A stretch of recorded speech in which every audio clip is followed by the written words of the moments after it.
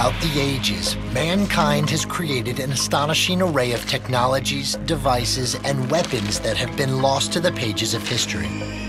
What would it be like to go back in time and experience the most ingenious inventions of the past? Fire! Our team of master craftsmen has agreed to find out.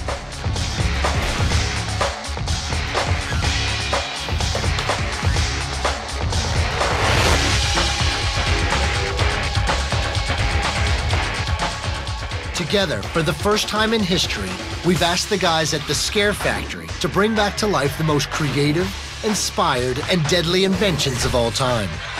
The goal is simple: to relive the past by exploring, experiencing, and surviving history.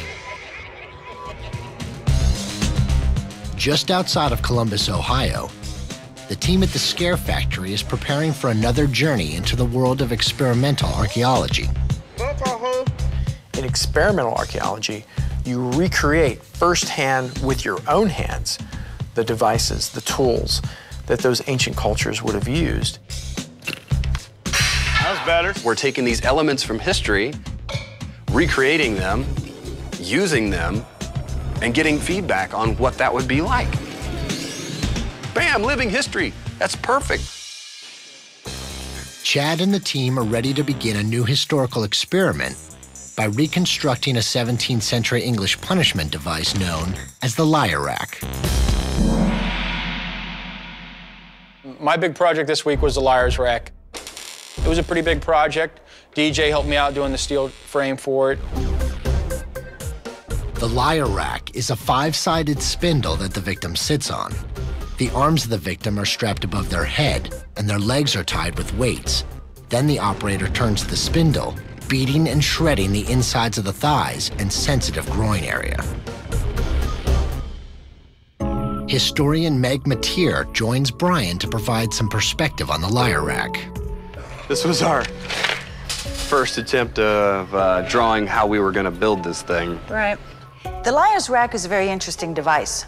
It seems to be not a device for execution, but probably a device for punishment, for lying, such as slander, libel, or perjury. Dave checks in with the team to find out the measurements of the lyre rack's devastating spindle. This is 11, and when it's overall done, it'll be 12. Is that enough?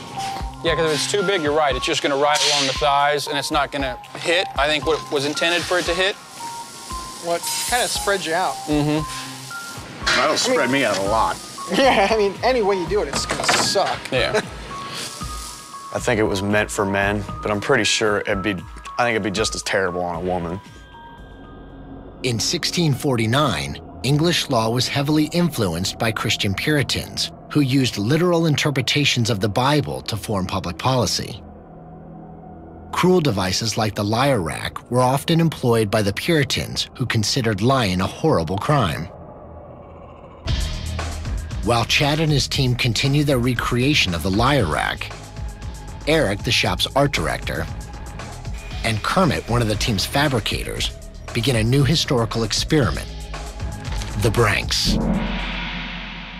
Designed to impede the senses of its victims and hinder speech, the Branks mask was used primarily in England and Wales during the 17th and 18th centuries to punish unruly women. Branks masks were built in all shapes and sizes and often included a cowbell to announce the presence of the victim. Some versions of the Branks would obstruct the victim's sight and hearing, while others included a mouthpiece, rendering speech impossible. Dr. David Sestak, an expert in emergency medicine, is on hand to enlighten the guys on the medical effects of the Branks. Oh, and I understand you're in charge of making the Branks mask, That is correct. You're taking away the vision, you're augmenting the hearing, you're having difficulty if you've got this mouthpiece, maybe even handling your own saliva, some of those secretions and your gag reflex. So that could be looks bad. like a pretty, yeah, and that could be a lethal type injury, quite honestly. If you were to have an upchucking episode and aspirate those stomach contents, so it's not entirely a benign device.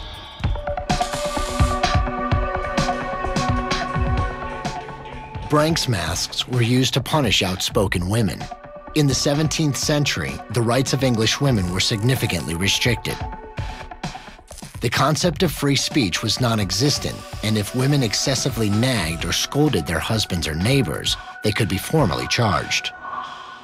The official crime was common scold. Women would stand trial for the offense, and if found guilty, would be sentenced to wear the branks. So Kermit's making the mask, and I'm sure he's gonna put some ridiculous twist on it. I think it's gonna be very effective, but it's also gonna look ridiculous. We're pretty much allowed to use our creative freedom.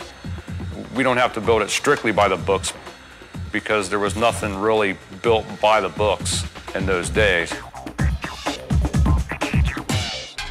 Kermit incorporates features from several different Branks masks into his own.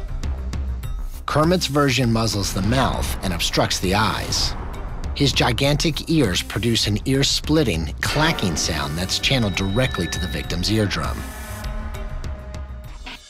Dave stops in to look at Kermit's interpretation of the Branks mask. What I did was I made the ears hollow, the big nose piece with the wart. Right. I designed it so that the two chains they actually come down the back side of the helmet, come up through your armpits, and they all connect into the front.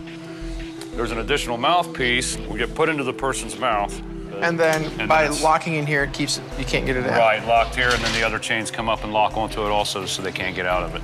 You've been practicing this at home, haven't you? Yes, just a little bit. Women accused of scold crimes were often convicted based on the testimony of their husbands. The branks was sometimes used to punish women accused of practicing witchcraft. Kermit's branks looks kind of like a goblin. It's got a big, long, pointy nose. It's got big, floppy ears that are on pivots, so when somebody's moving, they're gonna go tack, tack, tack, tack, tack on the side of his head. That's loud, dude. It's really, really loud. Kermit has nearly finished the reconstruction of the branks. Josh has agreed to wear the mask while continuing to work as floor supervisor. I basically run around like a chicken with its head cut off. I answer people's questions, and I make sure everybody's doing their job and getting everything done. Hey, I don't need any lip out of you. Josh's test of the branks may be an historic event. There are no records of men ever wearing the mask. While the first use of women wearing the branks is still unknown, records show that the device was used as early as 1567 in Edinburgh, Scotland. Kermit has completed the recreation of the branks experiment, and it's time to present the device to Josh. Is it finally done? What the hell is that? This is your mask, man. What do you think of it? A little bit overkill, don't you think? No, not at all.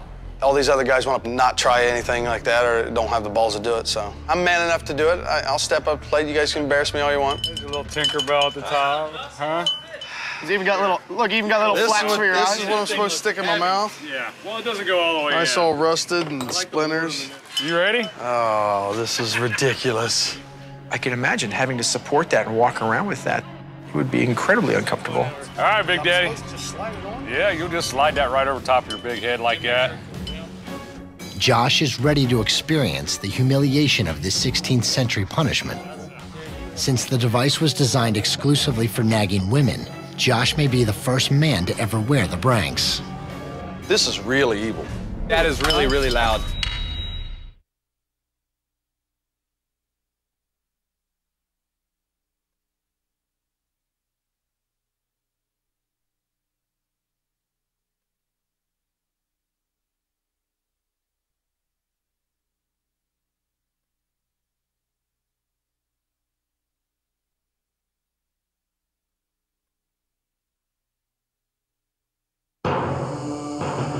Josh, the floor supervisor, is ready to test the branks mask, a 16th century punishment that impedes the victim's senses of sight, hearing, and ability to speak. Put it down right. That's, yeah, there you go. He even put blinders on there for you. Yeah. This is, listen. I like the way the ears move. Ow. Is that noisy? Very noisy, isn't it? It's a painful device. It's heavy, and then you got all this jagged steel hitting you in the head. Ow. It's not going to take long for Josh to be, okay, I've had enough, get me out of this thing. I don't think it's going to take half an hour. Victims subjected to the branks mask suffered more than just sensory deprivation. Many Branks were also equipped with a long chain. It's a party. 8 o'clock starts now. The husband then would parade his wife around the public square, emphasizing the fact that she is a nag and a scold in public scorn. So it's again one of those devices that really focuses on embarrassment, especially against women. So a device obviously that's not used much today, thank goodness. What? Oh, I'm so glad I did not have to do the Branks. I tried it on earlier when Kermit was messing with it. It looks like it sucks. I would not want to have to wear that for a long time. So Josh's job requires and seems to make him talk a lot, which he likes to do, obviously. We had him answer the phones, so that was interesting, him trying to communicate with other people, with suppliers. Hold on 1 second, I'll transfer them to you, all right, hold on. Okay. We had a lot of fun, you know, poking Josh in the ribs, as if you will, to make him go through that.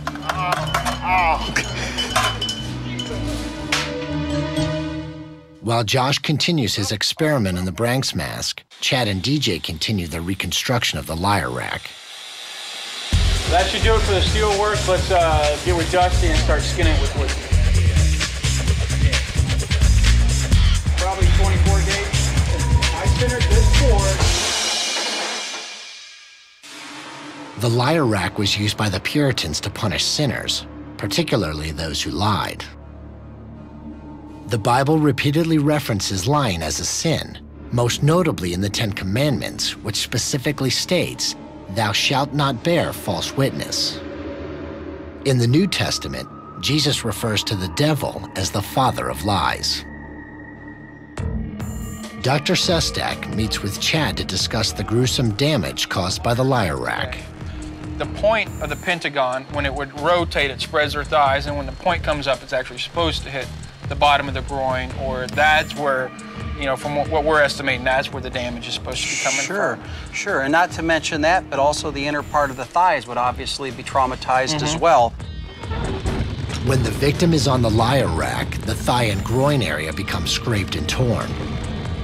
After only a few minutes, the affected area would be totally raw and bloodied. As the Puritans continued to shape the laws of 17th century England, the liar rack and other cruel punishments were used to ensure strict adherence to the Bible. Josh is still wearing the Branks mask. He's been locked inside the device for over an hour, and he's near the breaking point. Oh, fuck. Oh, fuck. Need a what? You're gonna get sick? Do you need to get out of that? What? You can't swallow. You can't swallow it and you're gonna get sick? Chad, I think we need to let him out. His jaw's starting to lock up. 1 hour. What do you think, 60 Dad? minutes. It's time, huh? He paid his dues. Can you rattle a little bit for me? That's the spirit. That's All the right, spirit. then. Good All right, sport. Be real careful here. There you go, Big Daddy. Look at that slobber. Holy Neck, jaws, everything's hurting. Yummy. Oh, they're so dry. When you're inside that mask, it's hard to swallow. You got all this saliva building up on you, and it's just starting to run out your mouth and everything. All this metal poking you in the head, and then everybody banging on it, and like being inside of a bell. It's a different way of learning history. I've learned more from this test than I ever did from any history book. It's very effective, I'll give you that. The Branks mask was sometimes known as the Scold's Bridle, referencing the crime of common scold. For over 400 years, the common scold law appeared in the English and Welsh statute books. Amazingly, it wasn't until 1967 that the law was declared obsolete by the courts. The historical experiment on the Branks is complete. The team spends the rest of the day on the liar rack trying to finish the reconstruction phase of the experiment. it turned into one of those projects that, 10, 11 o'clock at night was actually coming together, and you could see it coming together. You wanted to see it completed, so you didn't want to go home. I don't want to say, building torture devices is fun, but, it's something to see when it starts coming together. 4 minutes. Okay. How we looking? Are we looking good over here? Ah! They were on for a minute. Come on, Big Daddy, let me have her. The team's hard work is starting to pay off, and the liar rack is nearly complete.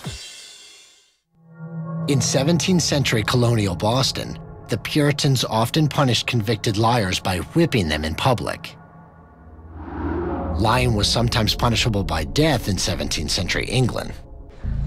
The liar rack is ready for testing.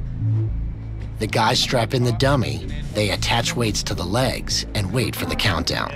3, 2, 1, go. Oh! That looks like a rough ride. Get it. 8 seconds, 8 seconds. We used one of the dummies that Eric's team provided for the liar's rack, and it gave us a more graphic representation of what's going to actually happen to a victim on it. Oh my God. That is such a tender area.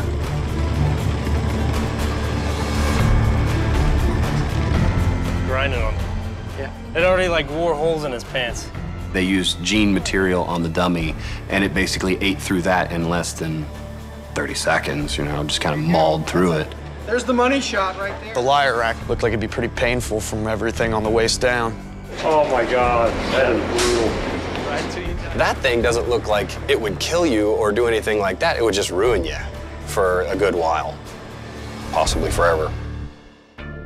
The dummy test on the liar rack is complete, and the team resets the device for the next phase of the experiment. Dusty, one of the team's carpenters, has volunteered to ride the liar rack. The safety gear that Brian handed me was a stupid beaver bottom pants thing that one of the art guys made. The art department wanted to have a little fun with Dusty, so they covered his padded safety pants with artificial fur. Brian also supplies Dusty with a protective cup. Climb aboard. Aboard. We help him up. We get him pulled in tight. We get his hands into the restraints.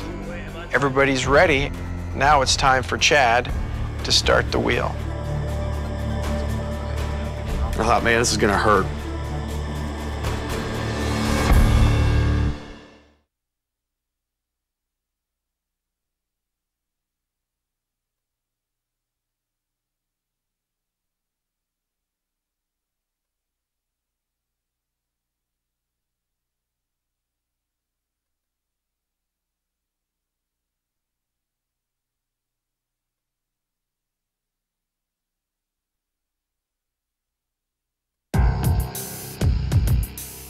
The team is standing by, poised to test their recreation of the liar rack on Dusty, one of the carpenters who helped design and reconstruct the device. Fortunately for Dusty, the guys have incorporated a safety harness which will reduce the impact on his groin. Okay, are we ready? And on 3, 2, 1, go, we'll begin. Oh, okay, 3, 2, 1, go! And then Chad starts going real slow. I'm like, come on, if you're gonna hurt me, do it right. And then all of a sudden it starts getting faster and faster. I like egging Chad on. Oh, come on, Chad, is that all you got? Because I knew it would just make him mad, make him go faster. And then he had to have Josh come in and help him, so. Your buddy Josh is on task now. Luckily, I had plenty of protection on. But all it is you just feel wood scraping and scraping and scraping up against the inside of your legs. It's like one of those things where the more it happens, the more it hurts.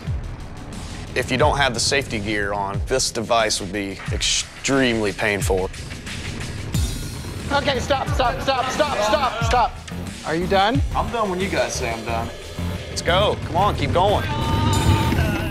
As the guys continue to ravage Dusty's undercarriage, he lifts himself away from the device, impacting the spikes on the ceiling. Fortunately, the team crafted these out of harmless soft foam. Victims of the real liar rack weren't so lucky. Looking at his face, I mean, he's really struggling. He's fighting with every bit of energy he can to stay on that thing and maintain himself as he's going through it. it definitely dishes out some damage. It actually works for, I think, what it was intended to. Coming down. Hold tight. Pinky. Whoa! That was when I first got down to walk it off, it was, I could tell that my legs are going to be sore for the rest of the day. You screwed up our beaver suit. All in here, it's real sore from where it was scraping. I mean, I wasn't feeling nothing up in here, but this is all just, ow. But you're okay? I'm fine. Yeah, you're all sweaty. The lyre rack that we built, certainly not going to cause death. Definitely some bow-legged walking for sure. Possibly a little more damage than that. Dusty held up like a champ, though. Having the chance to rebuild these inventions from history and trying them out, it's reliving history is pretty awesome. The lyre rack was a product of the strict Christian practices of the Puritans, who had a major influence on English politics from 1649 until 1660.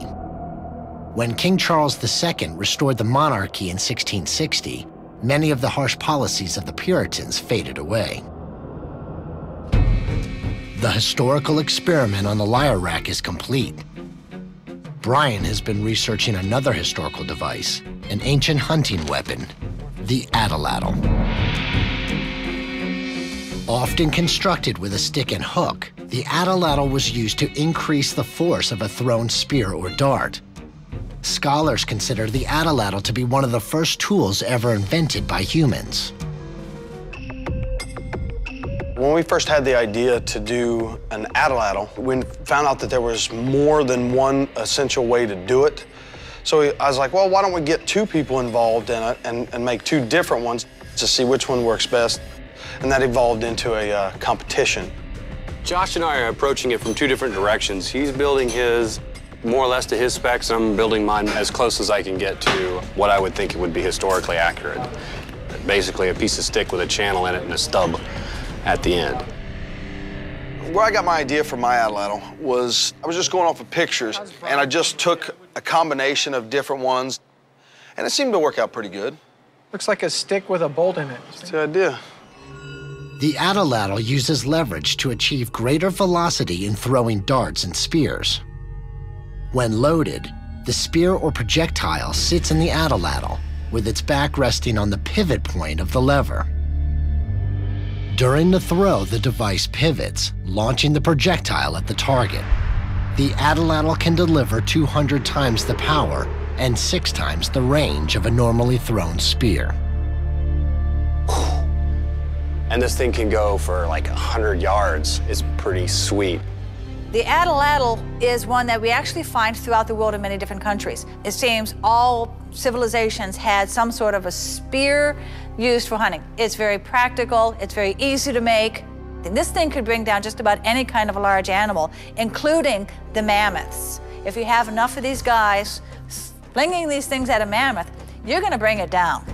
When the Spanish came over to conquer South America looking for gold, they were surprised to find that these atlatls could actually pierce their armor.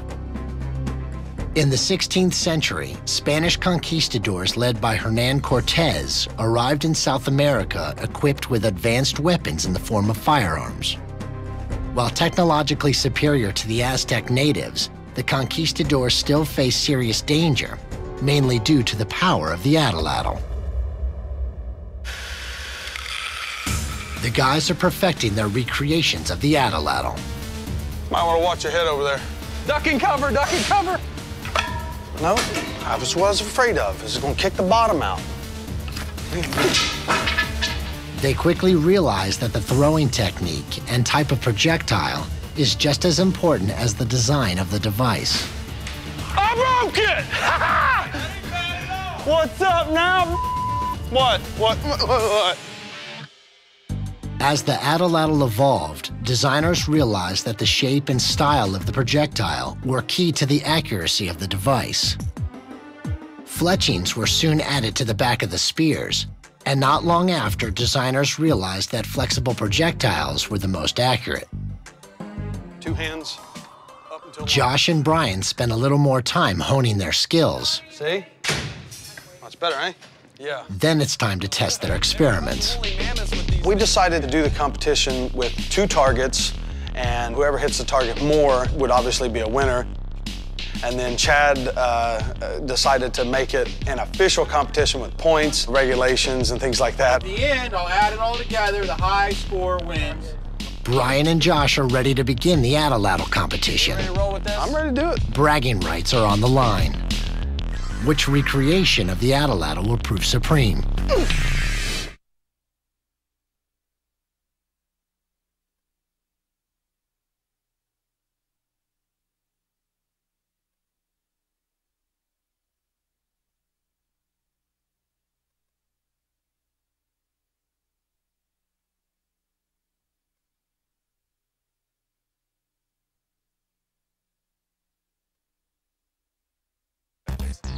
The entire team at the Scare Factory is on hand, ready to witness Brian and Josh compete for supremacy on the Atlatl. Oh, not bad. A little short, that ain't bad. All right, so where are we standing at? 0-0, right? Walk it, baby, walk it. Yeah! Each of us had 3 spears. He would throw one, I would throw one, and back and forth. Josh and Brian's Atlatl contest is similar to some of the first ever sporting competitions. Once humans were able to build stores of food, they could spend free time on recreational activities. Competitions testing hunting skills and other forms of athleticism soon followed. Here we go. Here's my last shot. Oh, crap. He hit it, that's a 1. I told you it was going to hook That's on. a -5. I told you it was going to hook on. That is 0, Josh. Oh, man. He was able to hit the target, or at least knock into it more than I was. So they gave him more points for that, and he won.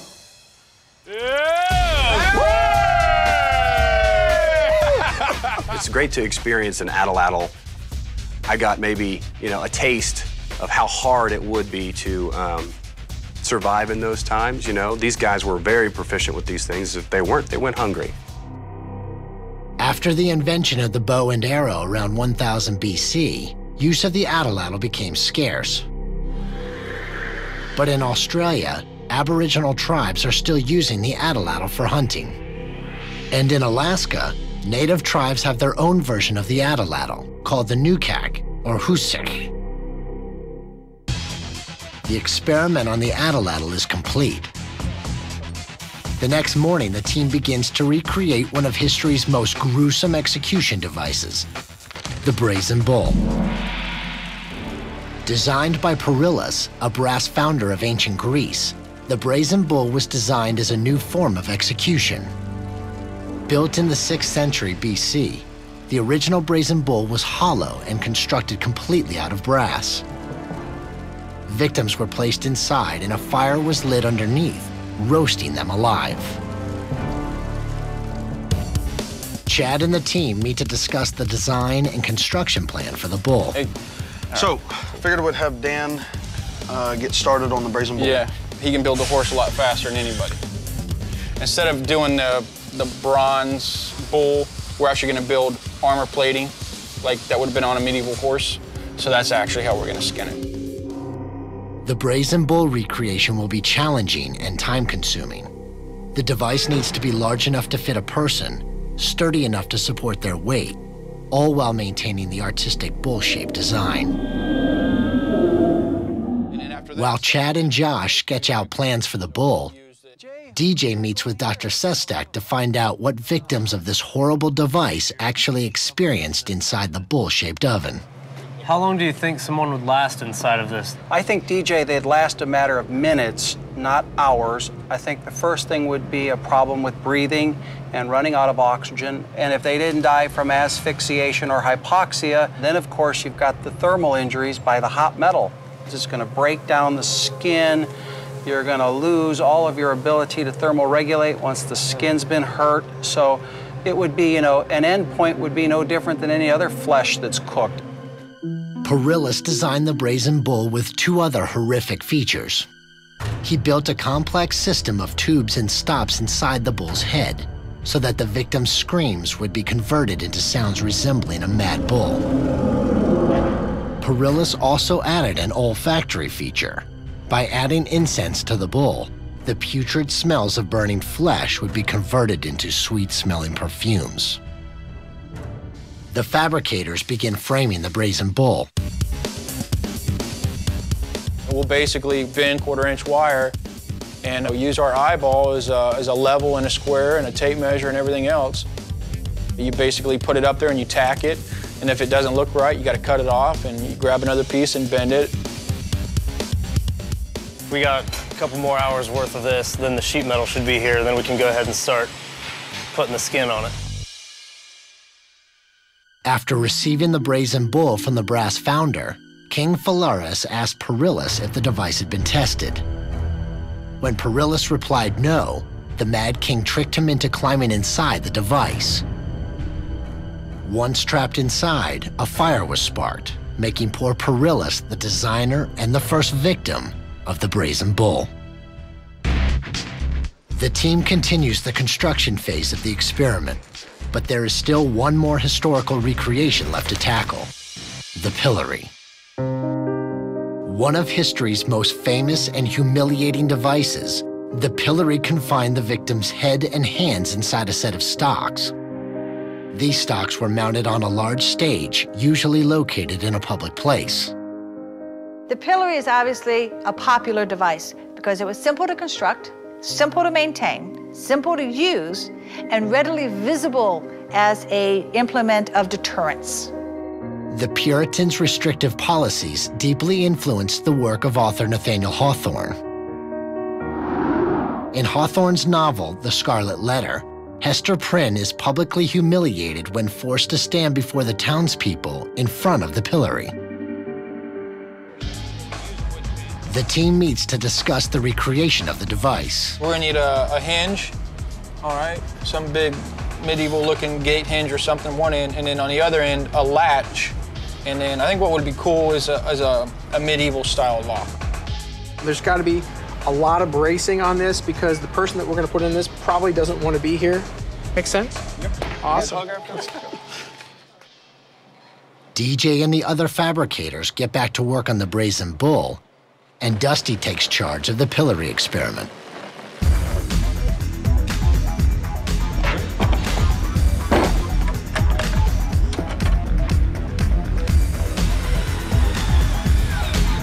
Scrawny little hands would probably fit through that hole because mine can, so we just put a kind of shim it. Yeah, there's no way in hell I can get my hand out of that. Not without breaking something. That's awesome. Quick fix. In 1703, English writer Daniel Defoe, author of Robinson Crusoe, was found guilty of criticizing the government and sentenced to 3 days in the pillory. Many of the townspeople supported Defoe's opinions and showered him with flowers in lieu of the traditional rotten vegetables or stones. English scholar J.R. Moore later said that no man in England but Defoe ever stood in the pillory and later rose to eminence among his fellow men. As Dusty continues his reconstruction of the pillory, Dr. Sestek checks in with him to discuss the dangers of the device. They got me building the pillory. So what kind of damage do you think this thing could do to somebody? See, I don't think this device would be lethal in and of itself. If you were struck with a rock or a heavy piece of metal or something like that, it could be a lethal device. While the pillory was considered a relatively mild punishment in its day, occasionally it proved fatal. Criminal John Waller, guilty of robbery and perjury, perished when struck in the head by multiple stones. The brazen bull is starting to take shape, and the team continues the difficult task of molding and welding the bull's steel skin. I don't think that bull has ears on it, or horns. Nostrils, essence Right. of eye, essence of ear, and horn. I get to do the ears. I'll do the nostrils. The brazen bull was frequently used by the pagans of ancient Rome to execute Christians. Phalaris, the ruthless king who commissioned the brazen bull, reportedly participated in cannibalism. From a build standpoint, it had its own particular sense of challenges. to the point where literally they spent an entire night working on it.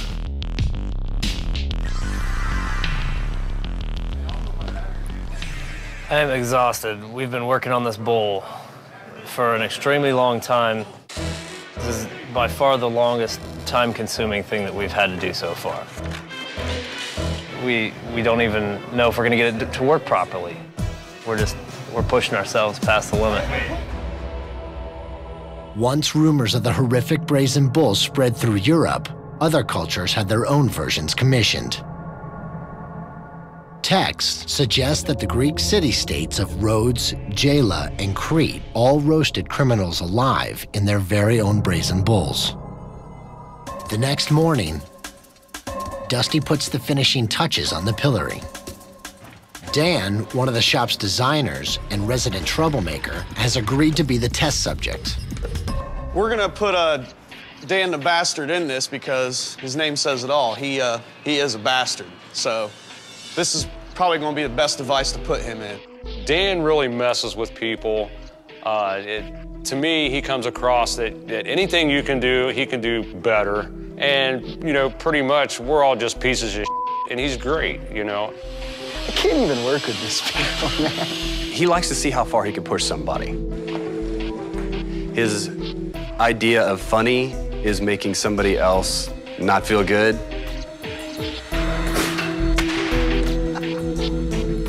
As far as putting Dan in this, I don't think it'll shut him up for good, but it'll at least give us all some satisfaction.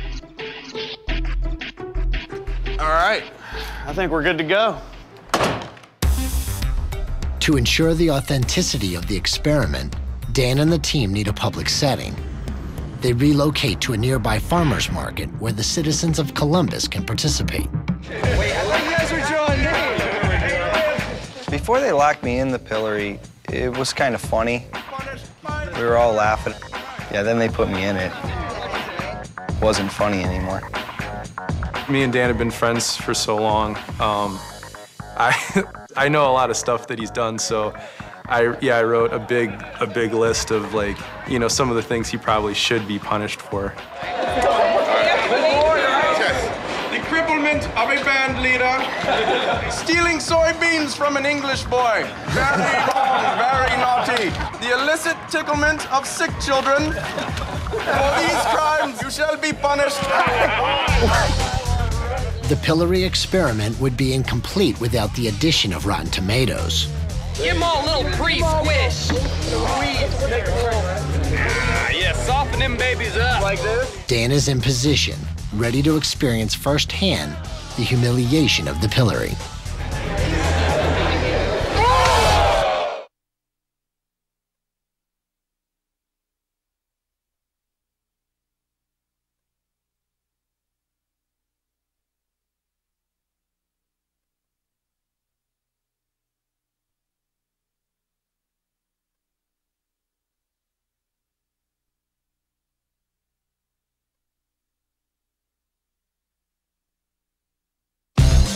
Dan, one of the fabricators at the Scare Factory, has agreed to place himself inside the pillory while local townspeople pelt him with insults and Rotten Tomatoes. When I saw that I was going to be put in the pillory, I didn't get real anxious about the whole experience until I got hit with the first tomato. And it quickly went downhill from that point on. Payback's a We embarrassed him in front of all these people. You know, like, this is the town he lives in. Columbus is a small town, and he was humiliated in front of all these people. I thought it was going to be really, really painful. And after about 10 minutes, I couldn't really feel my head anymore. And it wasn't just us throwing stuff at him. We started pulling people off the streets. Wait, I don't even know you people. Ladies were coming up just pelting him with tomatoes. I think the lasting thing that I would walk away with was how easily the crowd was willing to pick something up, a tomato, and throw it at a total stranger. That, to me, is very interesting. That says a little bit about human nature and the mob mentality. By the mid-19th century, most countries had abolished use of the pillory. In England, an Act of Parliament was issued in 1837, ending all legal use of the device. But in the US, the pillory was used in the state of Delaware through the year 1904. It's pretty humiliating. I completely understand why they would use this as a form of torture or punishment for people in the past. The historical experiment on the pillory is complete. Back at the shop, the rest of the team finishes the reconstruction of the brazen bull. It's very time-consuming, it's noisy, it's loud, but 30 hours later we ended up with it finished, and we actually had horns and eyes, and that all came from the welders. Basically, it was an entire steel project. I mean, we put a lot into it. Kermit put his blood into it. Nobody put any tears into it, but there's some blood and sweat, so I'm glad it's done. The Roman Empire continued to use the brazen bull to deter Christians from spreading their faith. In 118 AD, Saint Eustace, patron saint of Madrid, Spain, was roasted alive in the brazen bull. Unfortunately, he was accompanied by his wife and children. We get ready to bring the brazen bull into the testing area. You gonna ride it? I think so. DJ jumps on top of it like he's gonna ride the bull, so that was kind of a proud moment for all the welders and the fabricators, so it was a proud moment for all of us. The brazen bull is repositioned in the testing area, and the team is ready to see the device in action. Now it's time to bring in the test dummy.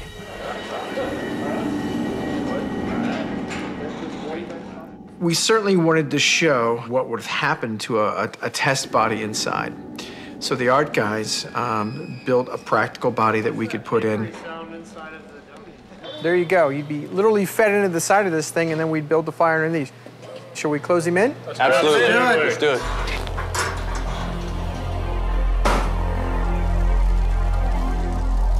Now we're cooking. That's what we're looking for. We got the fire going, and then all of a sudden you see all these flames on the inside where the body had actually caught on fire. Come on, we're burning. Hey, we're burning, baby. I think it's time. Yeah. Let's call it. All right, save it. Wait. Here we go. And we went back in there, and we had extinguished everything, put the fire out and everything else, and you could actually see this entire body just burnt to a crisp. What's cooking? Just spilling right out on the floor. The burned body smelled horrible, but I imagine anybody that you would pulled out a brazen bull would reek as well. Until you step back away from it to where your mind can't really make sense of what you're seeing until you see a burnt rib cage or, a piece of skull. And as soon as that happens, the horror hits you of what you're looking at. While the evil king of Sicily had Perillus, the creator of the brazen bull, serve as the first test subject, the king had him pulled out of the device before he perished. Not long after, the erratic King Phalaris ordered his servants to throw Perillus off a steep cliff, leading to his death. I could really identify with Perillus. He spent all this time creating this device to torture people inhumanely before death. I spent all this time creating our version of the brazen bull, and it was only natural that I got put in it. Time to go in. All right, get into that brazen bullshit. Respirator. You guys the respirator? That's me. Okay. Make sure you got that on and it's fitted to you. Are we ready? Let's seal her up. Bye. See ya. We drilled a hole in the side, and we were using a heat gun to force hot air, basically cook it like an oven to simulate the heat coming off of a fire. I think we're getting something now, Chad. While the intense heat will cause incredible damage to the skin, the most dangerous aspect of the brazen bull is the inhalation of the deadly smoke. I mean, it started to get hot, I started to sweat, and I was getting just uncomfortable. Basically got it up to 99 degrees, but I think it was probably the fog machine that was simulating the smoke got to him more than anything. DJ, how you feel? Take that. She lasted a lot longer. Get me out of this thing. Can't take it. That is warm in there. And the smell's not real good either. What is that smell? That's me. Yeah, like these guys. Wow, it is. Man, it's like. Whew. Man, I mean, I'm definitely not a claustrophobic, but I mean, I don't like being in there with that heat and that smoke. It was terrible for myself being in there, just with the heat gun. I couldn't imagine having an actual fire underneath the stomach of that bull. It's so inhumane that people actually spend time sculpting something so beautiful for something so terrifying. King Phalaris continued his tyrannical rule of Sicily for several more years, until his regime was overthrown by King Telemachus in 554 BC. As a punishment for his cruel dictatorship, Telemachus sentenced Phalaris to death by the Brazen Bull. History is kind of trial and error, because that's part of the process. We want to see what it took to really make something like that happen. That's how we get from, history to now. It's kind of interesting being part of that process.